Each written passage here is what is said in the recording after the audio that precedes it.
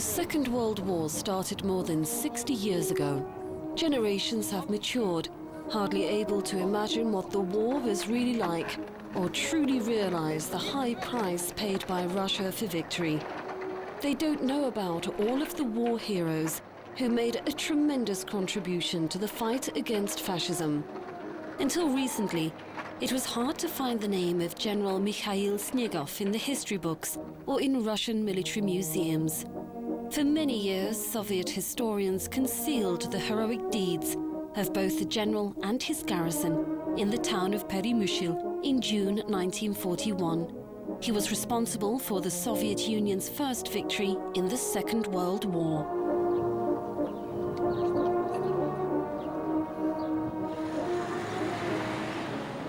This is an old five-story house on the outskirts of Moscow. The son of the legendary General Yury Snegov lives here. Please, come in. Nothing much has changed in the flat from when his father lived there. There's furniture dating back to the 1930s, a clock and a lamp. Just more books and photographs have appeared. Here is a portrait of my father. The picture dates back to 1935, when new officer ranks were introduced into the Red Army. He believed that all members of his family had to have a military career because of all the previous generations that had been in the military. His father didn't like to talk about what happened in June 1941. He would say he had just done his job. Yury says that Mikhail Snegov was a very jolly man when he was alive and especially liked Russian traditional songs. His professional qualities helped him to achieve fast promotion in the military.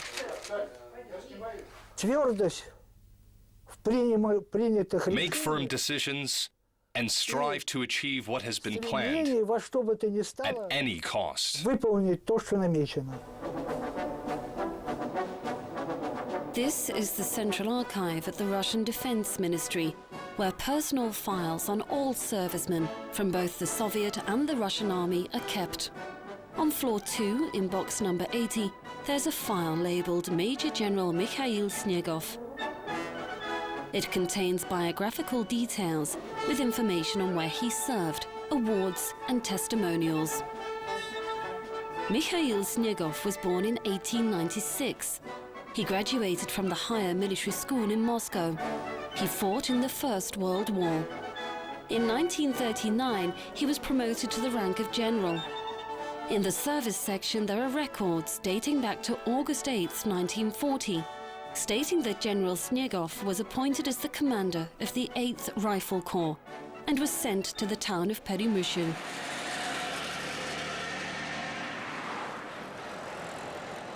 Peremyshl has an outstanding history.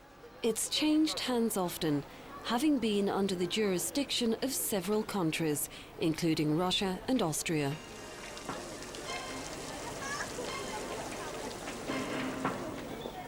Adam Gawlik was born and raised here. Now he's the head of a history department at a Polish university. Goodbye. In 1939, the Soviet Union and Nazi Germany signed the Ribbentrop-Molotov Pact, under which Poland was divided into two spheres of interest, with the River San as a borderline, a frontier. The town therefore was split into two parts, with German Peremyshl on the left bank and Soviet Peremyshl on the right bank of the river.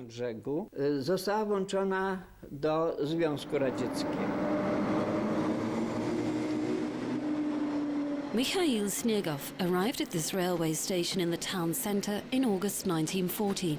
He brought his family with him and settled in this very house, which is now a hotel. A talented military engineer, Snegov was an unrivaled expert in the construction of defensive roadblocks. So his main task at the military headquarters was to erect solid border fortifications along the River San in the shortest possible time. Some of the fortifications are still in existence. 18 months into the Second World War, and Germany had already invaded a major part of mainland Europe. Although the USSR and Germany stayed within the non-aggression pact, through developing trade relations, the Soviets received constant information about a planned attack and an accumulation of troops on the Soviet-German border. Snegov also informed the Soviet General Staff about the growing presence of the Germans on the other side of the River San. But as historians now say, the then head of the Soviet Union, Joseph Stalin, treated this information as mere provocation. Stalin not only received information about a forthcoming attack, but also assurances of no future attacks. He was forced to make a choice, along with President Roosevelt, and the military command and political leadership of France and Britain afterwards, and about Poland before. And he made a choice. Unfortunately, his choice was wrong. Teenagers in Peremyshl celebrate their school graduation. A similar event took place on the night of June 21st, 1941, when school children across the USSR went to graduation balls. The town didn't get much sleep that night. People were dancing, having fun. Music could be heard all around, and there was a firework display in the central square. Having received information from the intelligence service about a planned German attack, scheduled for 4 in the morning, General Snegov had placed the armed forces on high alert 3 hours earlier. A train transporting coal from the German side was scheduled to cross this bridge shortly after midnight, but it failed to arrive on time. And when it suddenly appeared at around 4 in the morning and crossed the boundary bridge, instead of delivering coal, tanks were driven off the train. War had broken out.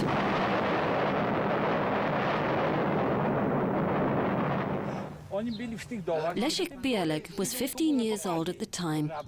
He was a 9th grade pupil at a school in the Soviet part of Peremyshl.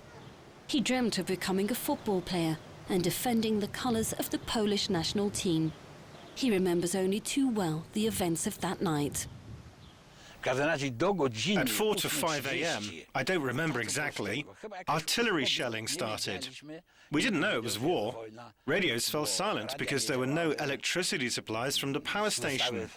I put batteries inside our receiver and heard Molotov announce, "Today the Great Patriotic War broke out." Strong artillery fire rang out during the first hours of fighting in the Soviet part of Peremyshl. The major headquarters of the military divisions and frontier squadron were destroyed. A bomb hit the building where Snegov and his family lived. 37 military divisions were brought in by the Germans to fight against just 5 Soviet ones deployed in the area. By midday, the garrison, under the command of General Snegov, was forced to leave the town.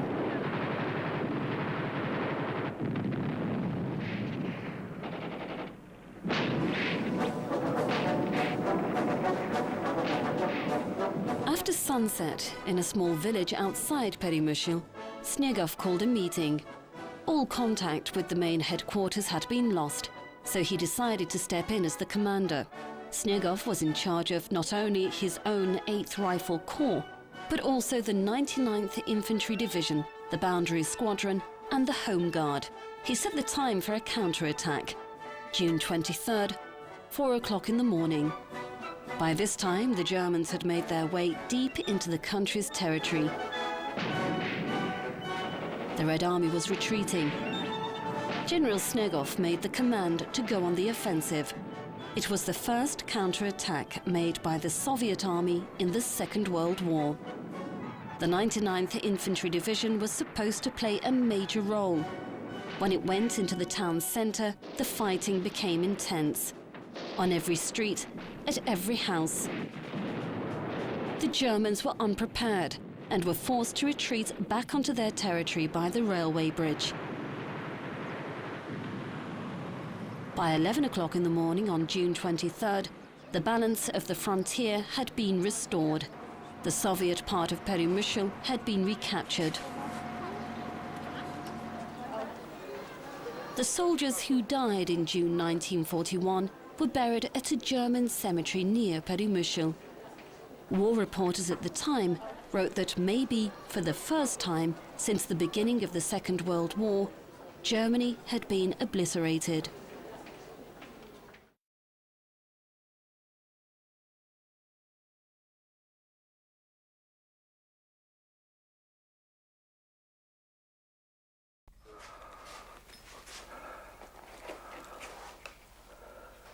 This album is a Snegov family relic. It's full of photographs and newspaper cuttings about Mikhail Snegov. There are also articles on the Battle of Peremyshl. The album is called Military Service, Traditions of Our Family. This is an article from Pravda called The First Counterattack. It was published and caused a great stir. It was published in the Pravda newspaper on June 25, 1941, 2 days after the attack. It said that Soviet forces recaptured Peremyshl in a devastating battle. And within a month, the same newspaper published an order to personally honor General Snegov and the 99th Infantry Division. By this time, the Soviet Union had already lost territory inhabited by 20 million people. And Peremyshl remained a small oasis surrounded by the enemy. The Germans failed to conquer its defenses. Those people felt like they were doomed. First day, no help arrives. Second, third, no one. What should they do? Their duty. And when they were making decisions, they didn't feel like small cogs in a big wheel anymore. They'd started to realize their personalities. They felt themselves patriots, winners. This is Peremyshl Town Council.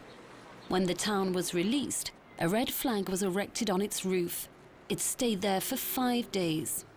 The bloodshed on the Soviet side of Peremyshl lasted for 3 days.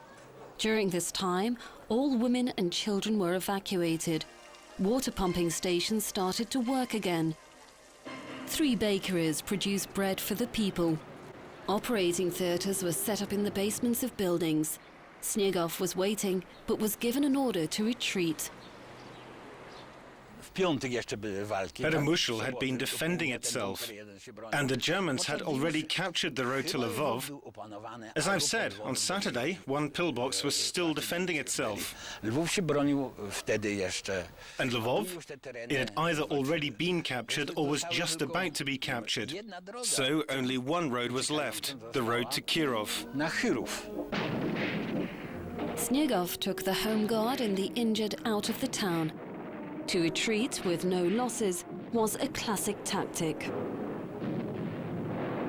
These maps drawn by Snegov show what route they took in the attempt to rescue their men. For 2 months they walked across German-occupied territory, attacking small units. Like the partisans, they armed themselves with weapons and food supplies. At the beginning of August 1941, after having covered around 700 kilometers on foot, the remaining members of the Corps, along with General Snegov, were imprisoned. Soviet newspapers that were following the story suddenly stopped writing about it, and for many years to follow, the actions of those who defended Peremyshl simply disappeared from the history books. Galina Romanova is the widow of Alexander Vasiliev, a writer who throughout his life gathered information about General Snegov and wrote a book about the defenders of Peremyshl. Well, here is the right file. Everything about General Snegov. One of his friends gave Alexander the idea of writing about the events of June to August 1941, but he warned the writer it wouldn't be an easy task. There is one problem, though, he said. What problem, Alexander asked. The problem is, he said, if you have a look in World War II reference books, you won't find out exactly where and when the heroic counterstrikes were carried out.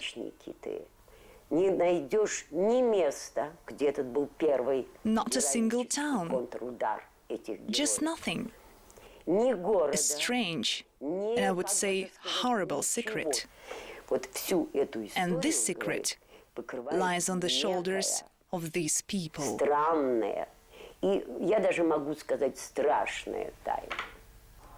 Alexander Vasiliev spent several years researching General Snegov and his comrades' amazing feats. He had to collect the material bit by bit. He also spoke to witnesses. Like many others, he wanted to find out why the Soviet leadership at the time chose to forget about Peremyshl. He finally realized that someone who Mikhail Snegov knew was the main reason why. Before the war, General Andrei Vlasov commanded the 99th Infantry Division, which was deployed near Peremyshl, while Mikhail Snegov was its chief of staff. In May 1941, Vlasov was appointed as the army commander and transferred to another military district. In 1942, he was captured by the Germans and subsequently joined their side. He became the head of the so-called Russian Liberation Army. Everything related to Vlasov's name was taboo. Everyone was too scared to touch on the subject. Vlasov's stain of dishonor lay on the glory of these people. General Snegov spent 4 years in 7 different German concentration camps. Only he knows what it cost him personally. When he was imprisoned at Salzenhaus, he came across Vlasov, who proposed that he joined his side. After the war, Mikhail Snegov told this story in detail to his son. Vlasov started to tell me that I should join his side. I listened to him and said, "Vlasov, you dare propose this to me? Do you really think I could fight against my own 2 sons? Surely I can't. I'm not going to do that." Vlasov said, "You have no way out." My father stood up, came to the door, kicked it, and said, "Here it is." And he left. This is how it was, as my father told me.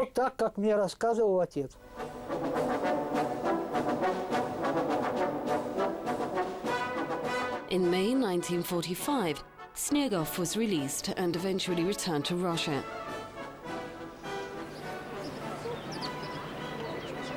He had to stay at this mansion for 7 long months, where counterintelligence officials carried out checks on him and other generals who had been held by the Germans.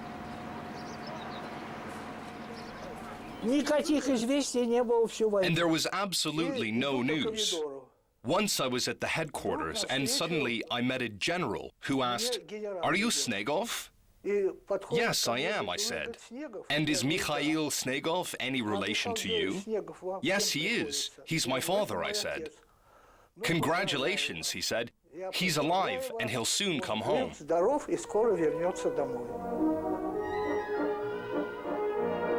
After the checks were completed, Mikhail Snegov's rank was returned to him, along with his military awards.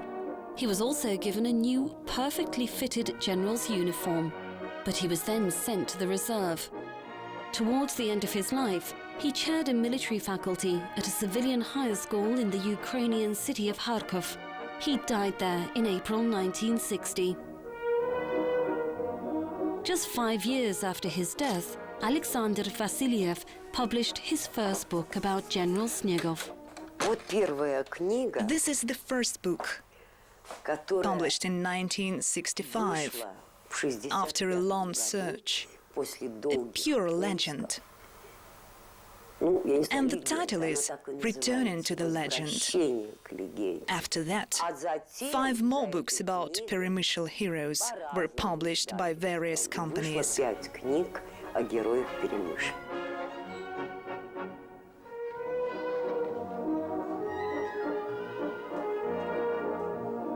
Today, there isn't much left in Peremyshl to remind us about the events of June 1941.